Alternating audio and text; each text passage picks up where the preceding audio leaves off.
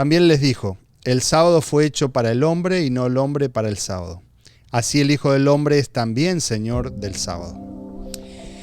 Estamos aquí para poder estudiar lo que fueron las controversias en el ministerio de Jesús. Va a estar muy interesante este episodio, así que quédate con nosotros. Esto es Comunidad en Estudio.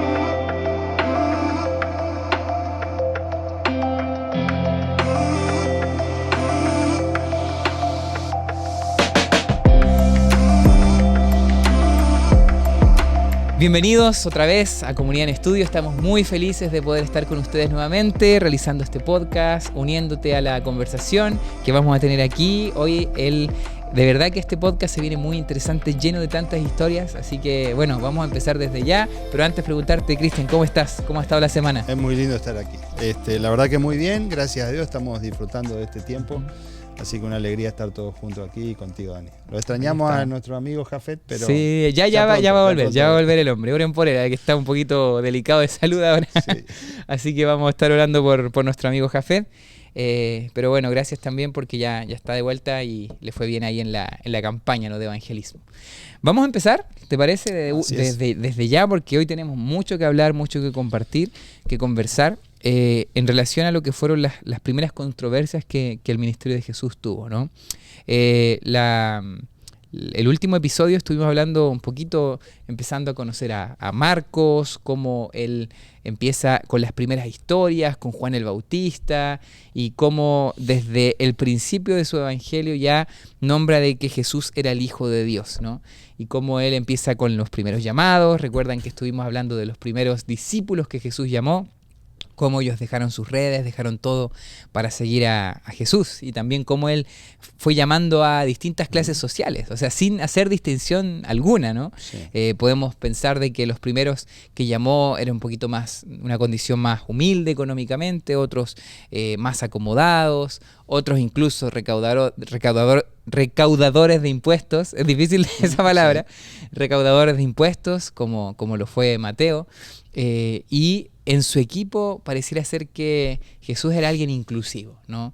Que demostraba en la hora de armar su equipo que no iba a hacer distinción de personas. Y eso podemos entender que cuando es interesante que Jesús, abriendo los brazos y el amor del Padre, se encontró con paredes, ¿no? Paredes de orgullo, y generó muchas controversias. Y vamos a hablar un poquito de eso, ¿no? ¿Qué opinas tú de estas controversias que Marcos nos empieza a señalar? Sí, nosotros tenemos que caracterizar al ministerio de Jesús, ¿no? Una de las cualidades es esto, todo lo que tú mencionas, Dani. Jesucristo, algunos lo llaman el inexplicable Jesús, otros dicen el revolucionario, ¿no? A veces la palabra revolucionario nos lleva algunas revoluciones políticas que hemos tenido aquí en el mundo, claro, en algunos países, los cuales algunos de nosotros podemos ser habitantes. Entonces, como que la palabra revolución no nos causa buena, pero quieras o no, Jesucristo vino a causar eso, ¿no? Una revolución a partir de lo que su pueblo, que era el pueblo de Israel propiamente, había transformado todo lo que tenía que ver con el legalismo, con la religión propiamente. Jesucristo vino a revolucionar eso, ¿no?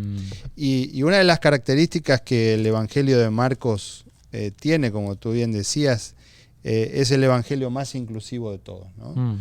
Es el Evangelio que hace referencia a los pobres, a los ricos. Es el Evangelio que hace referencia a la mujer, al hombre. Es el Evangelio que hace referencia a los sanos, a los enfermos.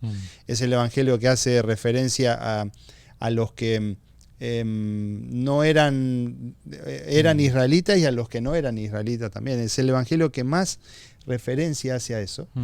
Y entonces podemos notar, ¿no? Podemos notar en el llamamiento, ¿no?, que está puesto allí a partir del capítulo 2. De paso, esta semana estamos estudiando San Marcos capítulo 2 y capítulo 3. En el llamamiento que se hace a los discípulos allí en el capítulo 3, a partir del versículo 13 al 19, vemos allí las diferentes personas que son llamadas. Algunos extremadamente jóvenes como Juan, que se presume tiene que haber tenido Juan entre 15 y 17 años cuando fue llamado por Jesús, y algunos ya más adultos como Pedro, que se presume también que puede haber sido uno de los más viejos. Claro.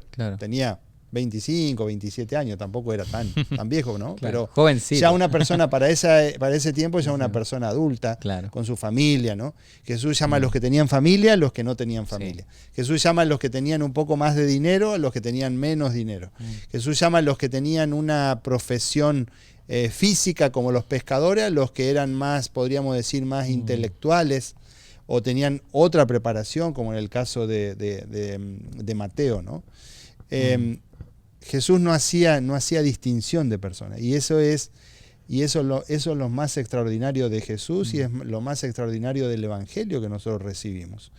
Y por eso aquellos que comenzaban a ver el ministerio de Jesús, aquellos que escuchaban las predicaciones de Jesús, comenzaban a sentir rechazo hacia Jesús. Y esto era lo que producía las controversias, ¿no?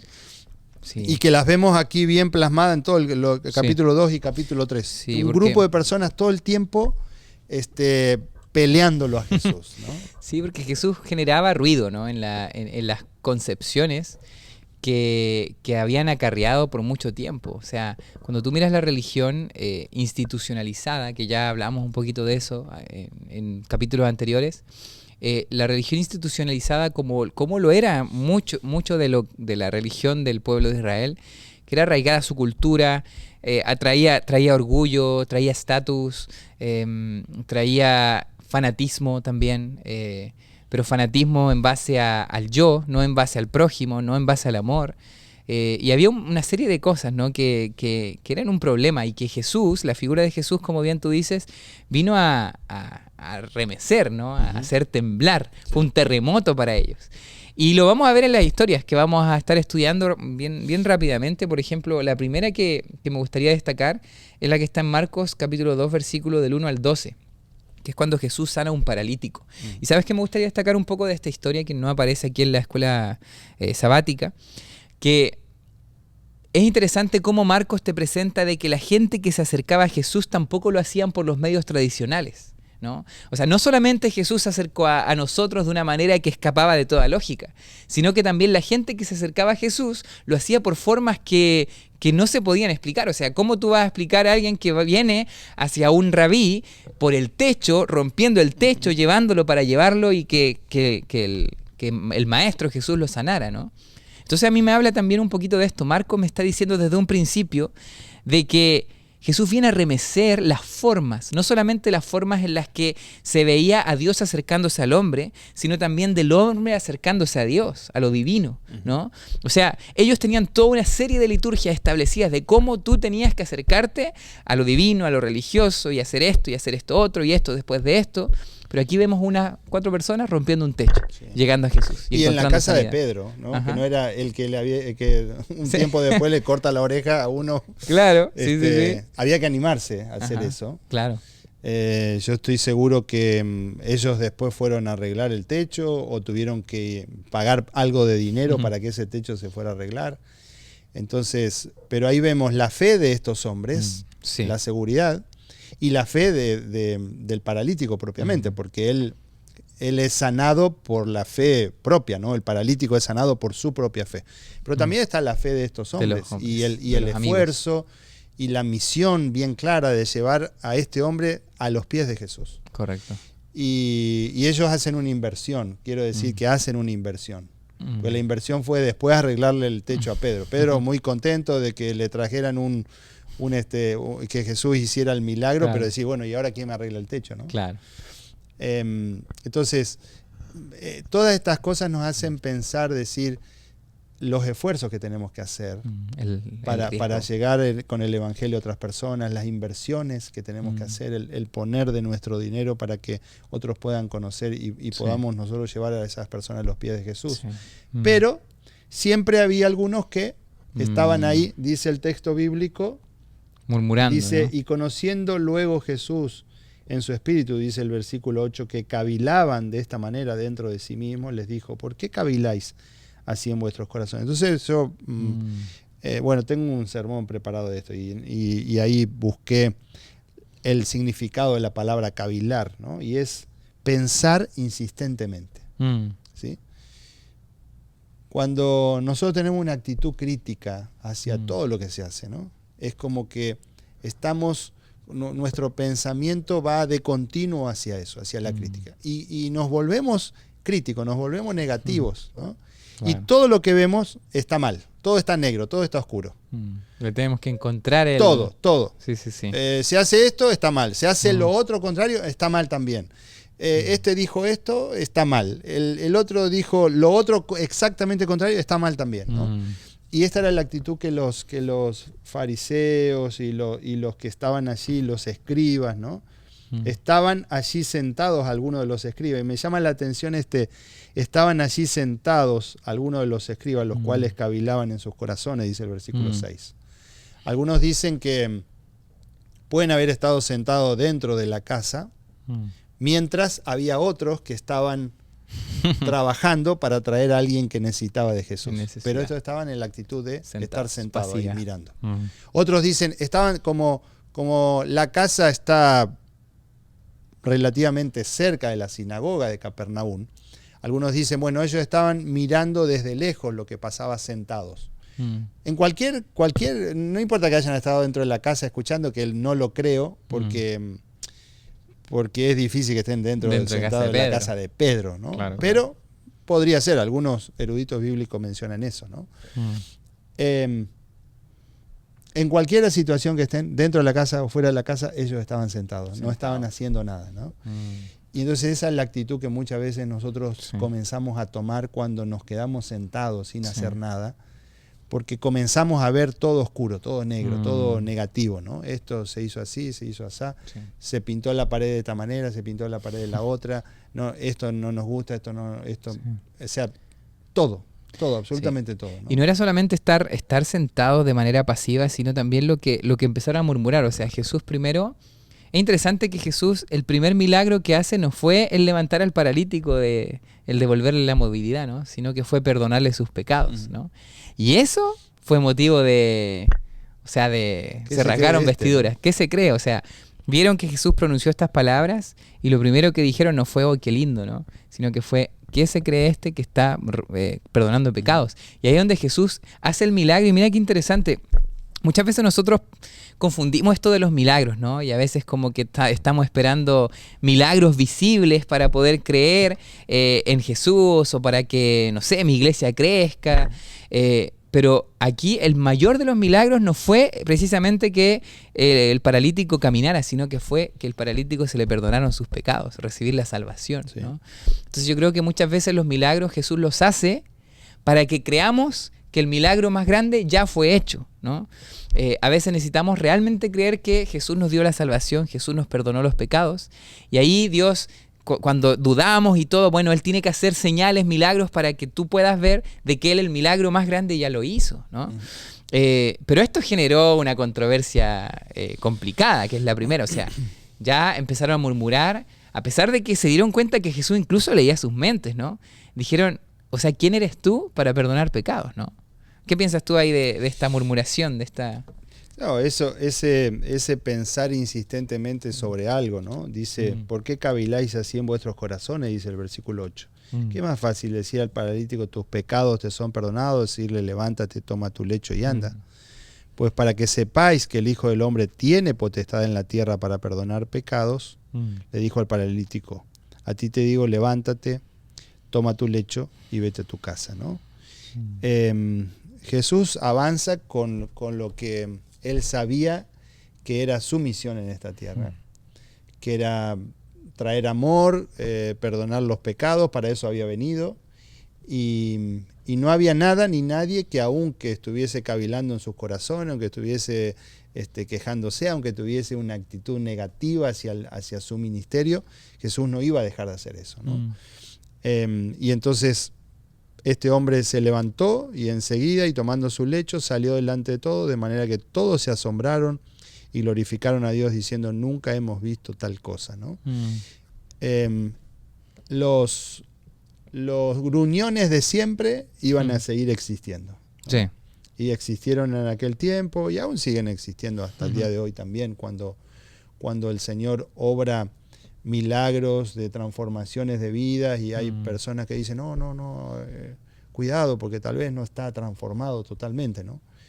Es muy difícil para nosotros meternos en una condición así de juzgar, ¿no? Juzgar cómo el Señor produce las conversiones y si aquella persona fue convertida realmente o no. Sí. Y hay un punto en nuestra vida donde nosotros tenemos que dejar que las cosas simplemente transcurran y decir, los frutos demostrarán eso, ¿no? Y yo creo que los frutos de este hombre fueron demostrados, pero ellos no estaban dispuestos a esperar que los frutos de que habían sido perdonados sus pecados verdaderamente, se comenzaban a mostrar en la vida de este hombre, ¿no? Ese fue el gran problema de ellos, ¿no? Sí. Que no estaban dispuestos a aceptar que alguien viniera con presumiendo ser el Hijo de Dios y teniendo la capacidad de perdonar pecados, sí, ¿no? O sea, podemos ver, controversia número 1, cómo este ser humano, ¿no? Porque ellos veían ahí un ser humano, un rabino como ellos, ¿cómo es posible que pueda perdonar pecados, ¿no? Y quería ir a la segunda controversia aquí, que está en Marcos 2, del 13 al 22, que tiene que ver con la gente con la cual Jesús compartía, ¿no? Primero ahí se menciona que vio a Leví, hijo de Alfeo, y que estaba sentado al banco de los tributos públicos, o sea, era un cobrador de impuestos, ¿no? Entonces, es interesante, un publicano, cómo Jesús empieza a llamar lo que dijimos al principio. No solo llamar, sino que también compartía con mujeres, con personas de clase social baja, se sentaba a la mesa. En esos tiempos sentarse a la mesa no era cualquier cosa. O sea, sentarte a la mesa, tú no te podías sentar a la mesa con alguien de una condición más baja social que la tuya. Porque la mesa era un lugar íntimo donde tú compartías y donde socialmente era visto. Con quién comías era quien tú eras, ¿no? Sí. Entonces, bueno, ahí aconteció que los publicanos, que los fariseos, dice, viéndole comer con los publicanos y con los pecadores, dijeron a los discípulos, ¿qué es esto que él come y bebe con los publicanos y pecadores? Eso está en el versículo 16 de Marcos 2, ¿no? Y ahí está la respuesta de Jesús, ¿no? Es interesante esto, ¿cómo podemos entender y trasladar esto a nuestros días, ¿no? ¿Será que estamos dispuestos realmente a ser como Jesús? Jesús era conocido por ser amigo de pecadores, ¿no? Y yo pienso, ¿no? Muchas veces nosotros nos encerramos en nuestras propias amistades de la iglesia, por ejemplo, en nuestros propios grupos que creen lo mismo que nosotros. Entonces, hoy no somos conocidos. Si tú preguntas a alguien, hoy mira, él se junta con muchas personas distintas, de distintas creencias, de distintos orígenes, distinta clase social, pero hoy somos muy sectarios también, ¿no? Sí. ¿Qué piensas tú? O sea, ¿será que estamos practicando esto de Jesús? Yo creo que no. Está comprobado que cuando una persona se bautiza, al cabo de los 2 primeros años ya pierde la gran mayoría de sus amigos, ¿no? Porque los mismos amigos, las mismas familias como que empiezan a vernos de una manera diferente. Y otro porque nosotros mismos nos vamos encerrando y porque ya comenzamos a cambiar las amistades que teníamos de amigos del mundo, podríamos decirlo, ¿no? Llamarlo, en realidad todos estamos en el mundo, ¿no? Pero a veces hacemos esa distinción. No miembros o no de la iglesia. Que no son miembros de iglesia y entonces comenzamos a tener ahora amigos cuando debe ser que nosotros debemos meternos como si queremos ser verdaderamente la sal. Claro. La sal tiene que mezclarse con la masa, ¿no? No hay forma. O sea, de nada sirve que la sal esté ahí en un lugar de la cocina, en el pantry ahí, y que esté ahí. Y decimos, no, ahí está, porque así se conserva, porque si no se va a mezclar con la chusma, ¿no? Claro.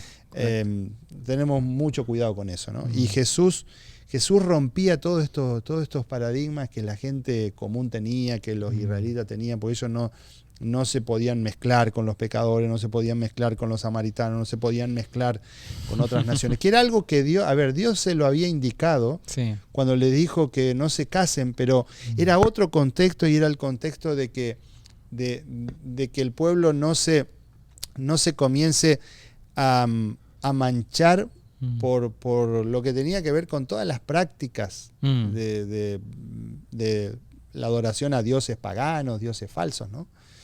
Pero ellos ya se fueron al otro lado, ¿no? Y entonces, por eso es tan importante que nosotros siempre podamos mantener un equilibrio en nuestra vida espiritual.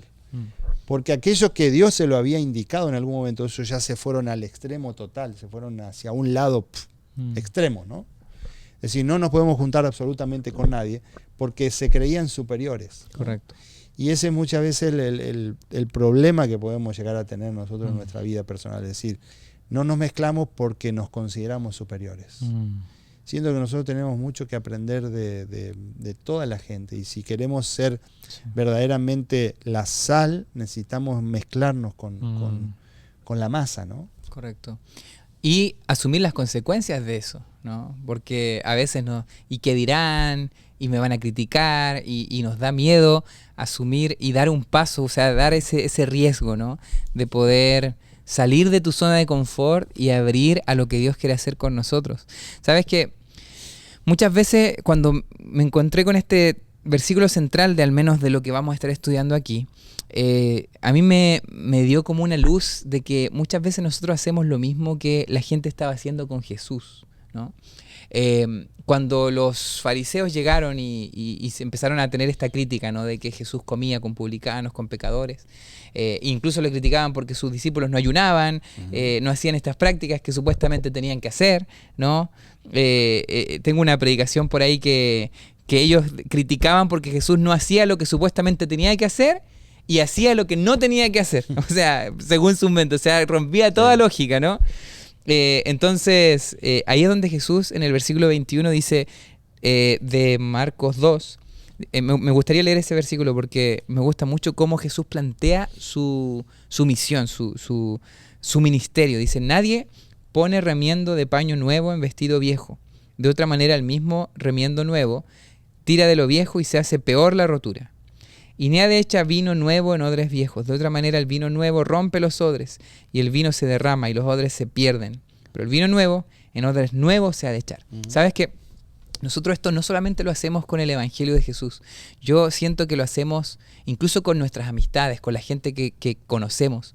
Muchas veces nosotros queremos meter a la gente en nuestras ropas, en nuestros odres y tratar de encajar con nuestros preconceptos. Por ejemplo, tenemos un proyecto, yo ya tengo en mente cómo quiero hacerlo, entonces yo intento encajar esta persona que me trae esta idea a mi propia visión o preconcepto. Y esto lo hacemos con Jesús también. Y esto lo hacía esta gente. O sea, esta gente tenía una visión de cómo debía ser el Mesías, ¿no? Y era rígida. Y esto eran sus odres viejos, ¿no? Y entonces Jesús llega con un vino totalmente nuevo. Y ellos querían encajar a Jesús en sus preconceptos viejos. Y Jesús decía, o sea, si pones este vino aquí se te va a romper. O sea, no puedes contenerme en tus preconceptos viejos. Es lo mismo de un vestido. O sea, si se me rompe la camisa y Jesús me está entregando una camisa totalmente nueva. Pero no, yo le corto un pedazo a la camisa nueva y la trato de meter en mi camisa vieja. Eso es lo que me está diciendo. Entonces, ¿qué hago con eso? O sea, arruino el mensaje nuevo de Jesús tratando de encajarlo en mis ideas viejas. Entonces yo creo que Jesús aquí nos está invitando a través del Evangelio de Marcos a que podamos sacarnos esos preconceptos, pedir que Él nos dé odres nuevos, vestimentas nuevas, para poder realmente visualizar lo que Él quiere entregarnos y no lo que yo creo que es, ¿no? Sí. ¿Qué piensas tú de eso? Esto tiene que ver con una apertura de mente, ¿no? Y a ver, entiéndase bien esto, porque a veces yo sé que algunos van a decir, no, pero están hablando de que tenemos... No es eso, no es falso open mind, ¿no? Sí, sino que abrir la mente hacia lo que Cristo quiere que nosotros, cómo nosotros necesitamos vivir el Evangelio. Claro. Y no es bajo nuestra idea, no es bajo nuestra propia idea, no es lo que nosotros entendemos como tal, sino que el Espíritu Santo pueda revelarnos el mensaje para que podamos ser verdaderamente esos canales de vida para la gente que está viviendo muerta en este mundo. Claro. ¿Sí? Entonces, ¿cómo yo puedo llegar a ser de bendición para esas personas? Amándolos, recibiéndolos, no intentando en la primera de cuenta que ellos tengan que cambiar absolutamente toda su forma de vida, porque el Espíritu Santo va a ir haciendo esa obra. ¿Sí? Nosotros queremos que siempre cuento una historia, un señor, un anciano de iglesia que era de esos así bien extremistas, ¿no? Y primer sábado que una hermana de iglesia trae una invitada a la iglesia, yo predico, estoy saludando en la puerta, y esta hermana me la presenta, me dice: pastor, mire, hoy mi amiga está viniendo hoy por primera vez, la saludo, qué bueno. Como siempre hago aquí en la puerta, ¿no? No fue aquí en esta iglesia, fue en otro lugar hace varios años, ¿no? Y este anciano, yo lo veo que sale rápidamente y se aparta así un poquito y la agarra a esta señora que estaba viniendo por primera vez y le dice: ¿cómo usted? La señora venía con una bolsa de pan, había pasado por el mercado a comprar el pan, sábado a la mañana. Y le dice: ¿Cómo usted fue a comprar el pan hoy que es sábado? ¿Acaso esta señora, esta amiga suya no le dijo que hoy es el día santo, el día del Señor, y que no hay que andar haciendo compras? Y esta señora, yo la miré así al costado, se puso roja, verde, azul, de todos los colores, así, no entendía nada de lo que estaba pasando. Nunca más vino, ¿no? Claro. Nosotros a veces queremos, esto es un ejemplo real, o sea, y yo estaba que ahí tú lo viste a 2 metros, ¿no? Y puede pasar con cualquier cosa cuando nosotros pretendemos que la persona que está recién acercándose a los pies de Jesús tenga la experiencia de aquel que tiene 40 años en la iglesia, ¿no? Y que quiero decirle que en varias parábolas que nosotros encontramos en la palabra de Dios, la parábola, por ejemplo, la parábola de las bodas, puede ser que aquellos que recién están caminando con Jesús sean los que se salven, y aquellos que tienen 40, 50, 70 años aparentemente caminando con Jesús no se salven. Entonces, qué cuidado que tenemos que tener nosotros con eso. Sí. Porque esto ni siquiera es una cuestión de tiempo. Aquellos que entraron en la hora 11ª, los que entraron en la hora 11ª van a recibir la salvación también, como aquellos que entraron desde la primera hora, ¿no? Entonces, este es el mensaje esperanzador de Jesús. Este es el mensaje de amor que Jesús tenía, y por lo cual levantaba tanta controversia entre los judíos. Porque ellos pensaban, si algo había que destacar, era el amor por su nación. ¿Sí? Y a veces sería bueno que nosotros tengamos amor por nuestra propia patria, o por la iglesia misma, ¿no? Y ellos, si algo tenían, era un nacionalismo muy grande, ¿no? Claro. Pero ¿qué pasaba con eso? Jesús les quería mostrar, decir: ustedes fracasaron en esto. Ustedes fracasaron en haber sido escogido el pueblo de Dios, porque no están cumpliendo la misión como la tenían que cumplir. Ustedes se fueron ya hacia un extremo, hacia la extrema derecha, podríamos decir, ¿no? Ustedes fallaron en esto.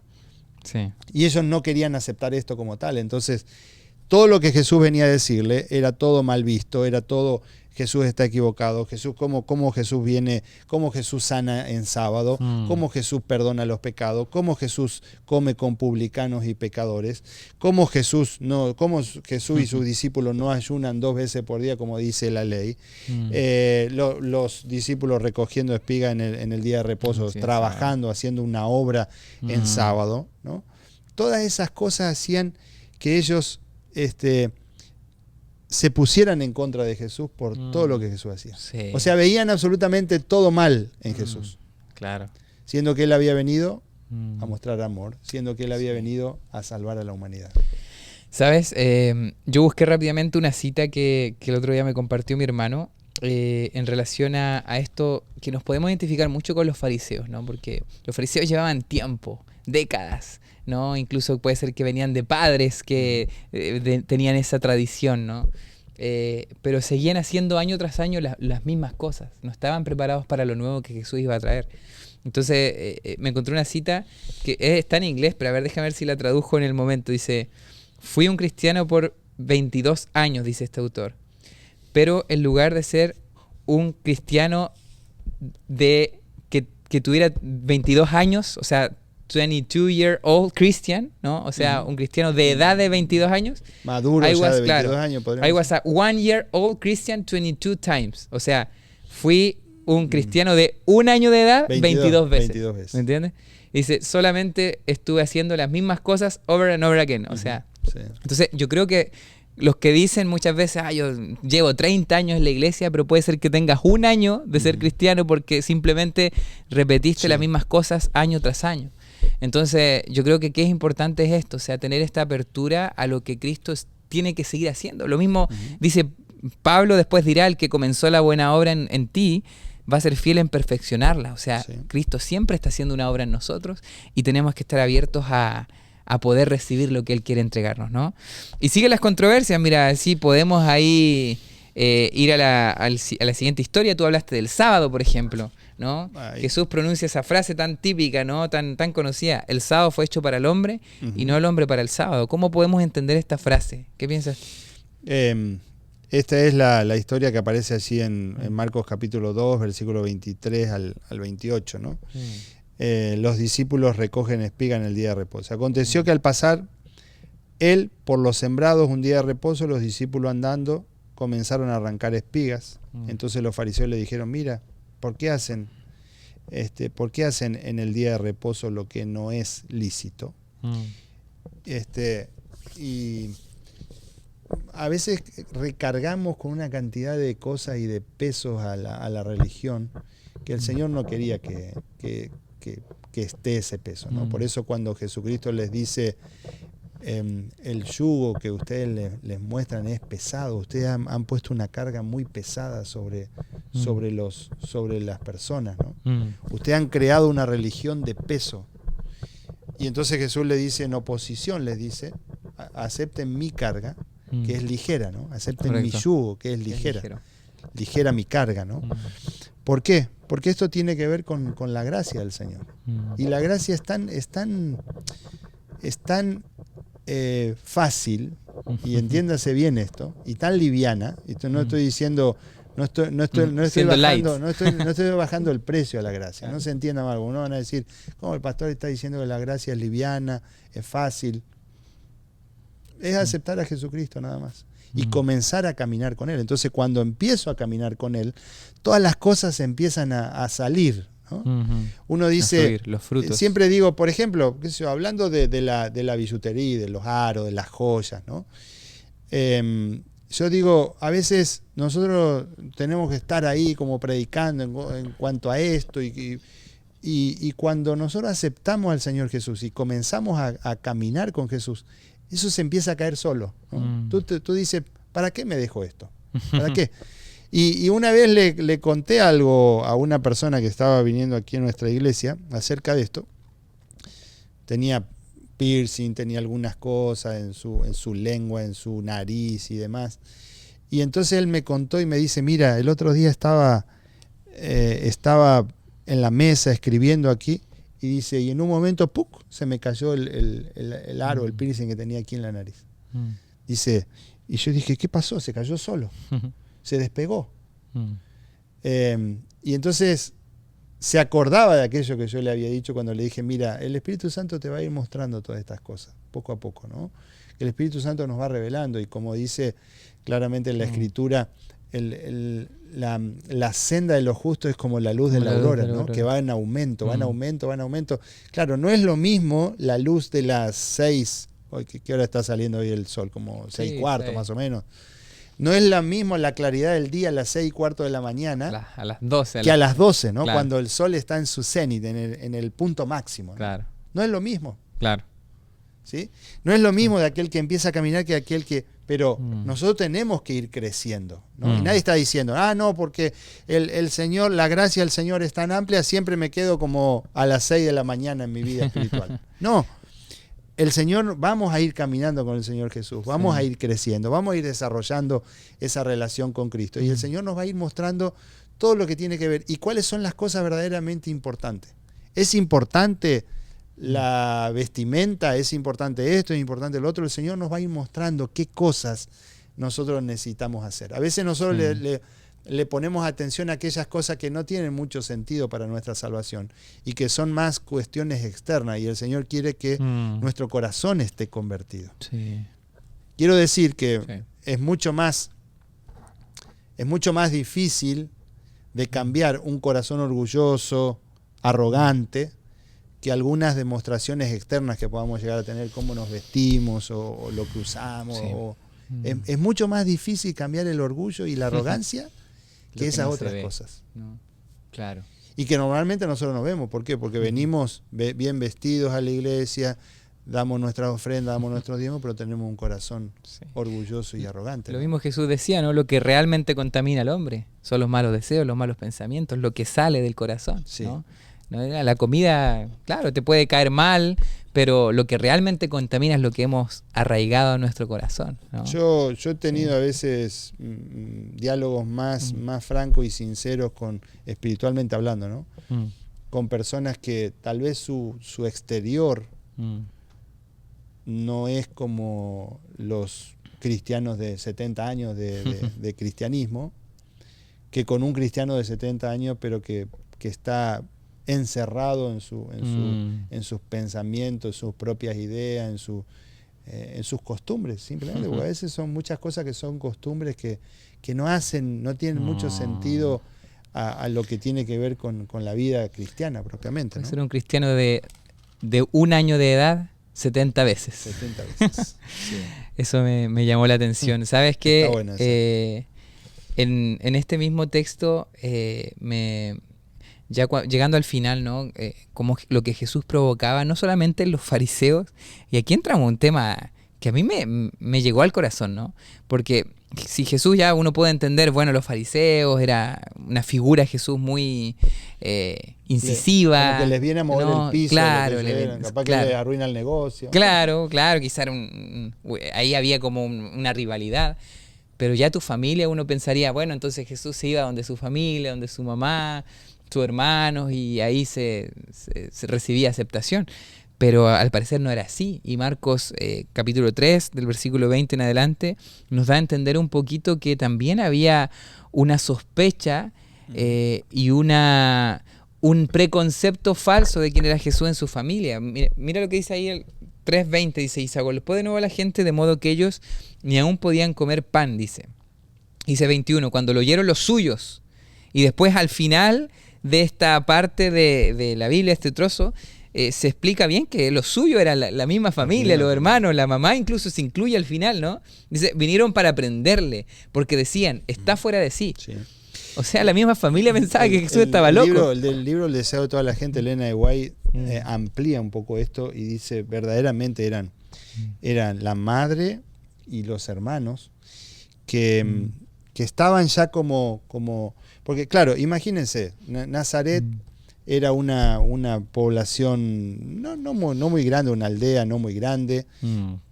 Y cuántas cosas ellos escuchaban de parte de Jesús. Jesús tenía su ministerio básicamente hacia el lado de Capernaum, un poco más arriba.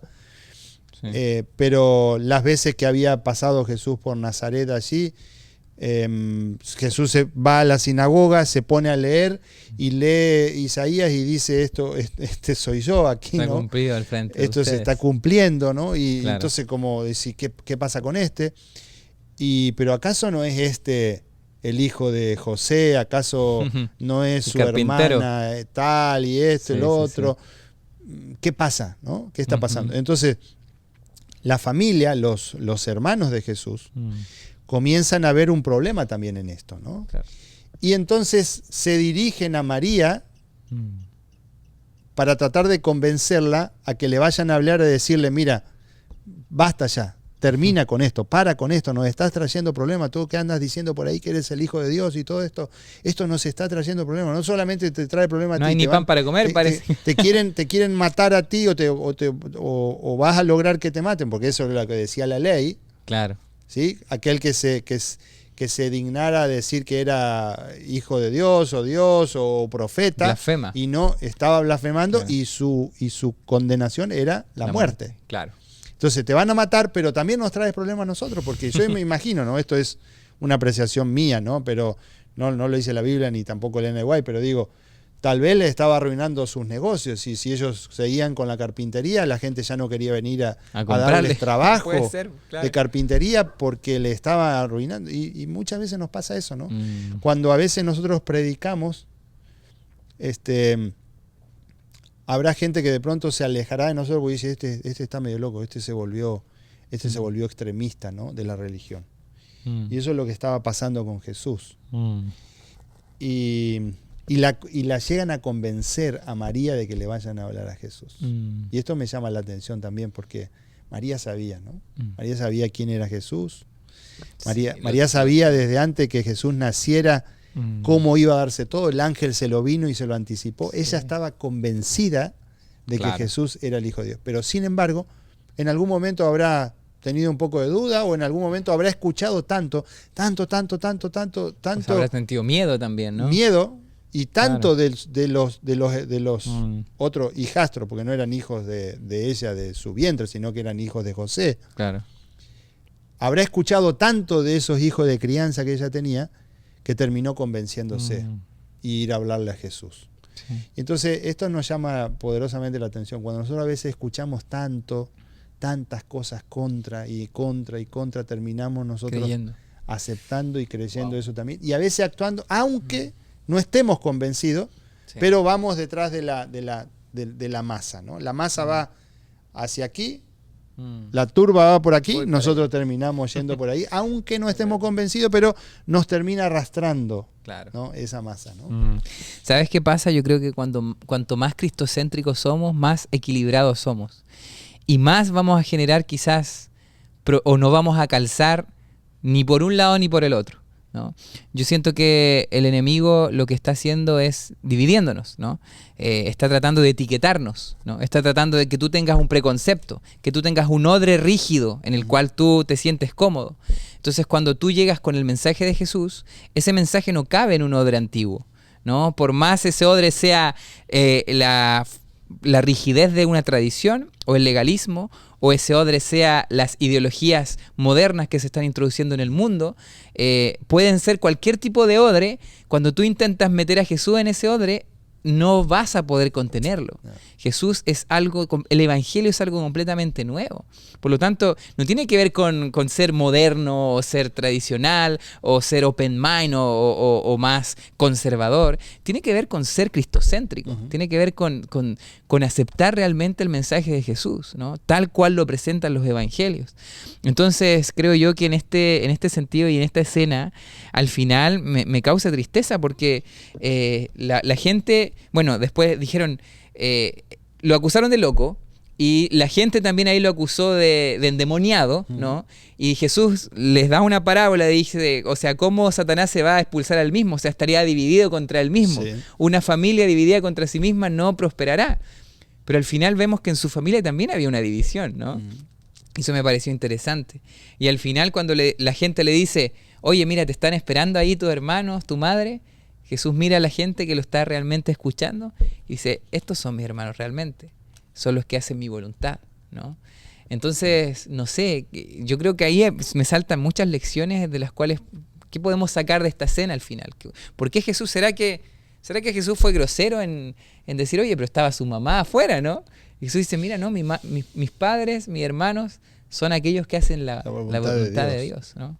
¿Qué piensas tú de esto? Ese es Jesús. Ese es Jesús. El Jesús que a veces pareciera inexplicable, ¿no? Pero que cuando nosotros nos ponemos atención en los mensajes que Jesús dejaba a sus discípulos, eran mensajes de amor, ¿no? Sí. Y eso es lo que nos tiene que llegar hasta este tiempo también. El Señor no nos va a llamar o a buscar a nosotros por lo que nosotros somos, sino lo que podemos llegar a ser cuando nos entreguemos y estemos puestos en las manos de su Espíritu, ¿no? Y siguiendo su ejemplo. Sí. El Señor no te llama por lo que tú eres hoy, por tus capacidades, por tu dinero, por tu influencia. Estos discípulos que fueron elegidos no tenían influencia para nada, ¿no? Sí. No eran influyentes, no eran personas influyentes, eran personas que indoctos, rechazados por la sociedad, porque aún el que podríamos decir tenía un poquito más de dinero era rechazado por la sociedad. Y sin embargo, a esos Jesús llamó. Y Jesús nos llama, vuelvo a decir, no por lo que somos hoy, sino por lo que Él ve que nosotros podemos llegar a ser puestos en sus manos. Wow. Y pensar en eso, ¿no? Decir, el Señor nos llama confiado de que vamos a ser, vamos a estar entregados en sus manos y vamos a llegar a caminar hacia el cielo y a llevar a otros también, ¿no? Sí. Sabes que, bueno, estamos llegando ya al final. Nos extendimos un poquito más hoy, pero esa es la idea, ¿no? Esa es la idea, muchas historias. Sí. Pero creo que se pasó el tiempo volando. Cuando estudiamos el Evangelio, creo que es la mayor de nuestras pasiones, en realidad, porque estudiamos la vida de Jesús. Y al contemplar a Jesús, mira, en esa escena de que su familia lo rechazaba, de que estaba estas controversias, aún así Jesús persistía, ¿no? O sea, aún así Jesús sabía lo que vino a hacer y lo hizo, ¿no? A pesar de todo. Entonces, me queda también eso, ¿no? Que Dios nos ayude a ser persistentes, que Dios nos ayude a perseverar en el Evangelio, en Él. Puede ser que hay alguien que está escuchando esto que está conociendo a Jesús y ha recibido rechazo de personas que pensabas que te iban a apoyar, pero te diste cuenta de que no te están apoyando en esta etapa de tu vida, ¿no? Incluso las personas más queridas te están traicionando, puede ser, ¿no? Y ahí es donde Jesús empieza una diferente tipo de familia, que se llama iglesia, ¿no? La iglesia debería ser esta familia, para aquellos que quizás se han quedado sin familia, para aquellos que quizás su hogar se ha destruido, se ha dividido, ¿no? La familia de todos los creyentes que creemos en Jesús, que queremos hacer su voluntad, que vimos en su evangelio nuestra única esperanza, también podemos ser tu familia. Entonces, bueno, si es tu deseo, te dejo la invitación. Si vives acá en el Valle, aquí hay familia donde podemos recibirte y donde podemos juntos seguir descubriendo lo que Jesús tiene para cada uno de nosotros. Vamos entonces a cerrar hasta aquí, llegamos hasta aquí. ¿Quieres nombrar algo? Lo dejamos para el próximo episodio. Que Dios te bendiga mucho, gracias por escucharnos. Mira, casi hicimos 1 hora, yo creo que el próximo nos vamos a la hora nomás, ¿ya? Dios te bendiga mucho, que podamos seguir los pasos de Jesús y descubriendo su voluntad en el Evangelio de Marcos. Nos vemos. Un abrazo, bendiciones. Chau, chau.